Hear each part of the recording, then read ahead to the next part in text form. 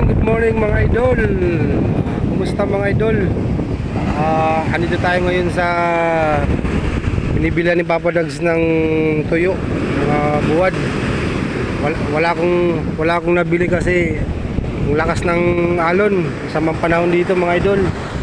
Dito ako bumibili ng tuyo. Yan mga idol oh. So yung mga bangka andito ngayon sa taas kasi hindi sila makapalahod dahil masama ang panahon dito sa amin dito sa Masbate.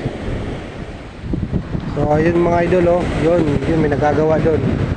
Yung mga bata yun may naliligo kahit malakas ang alon.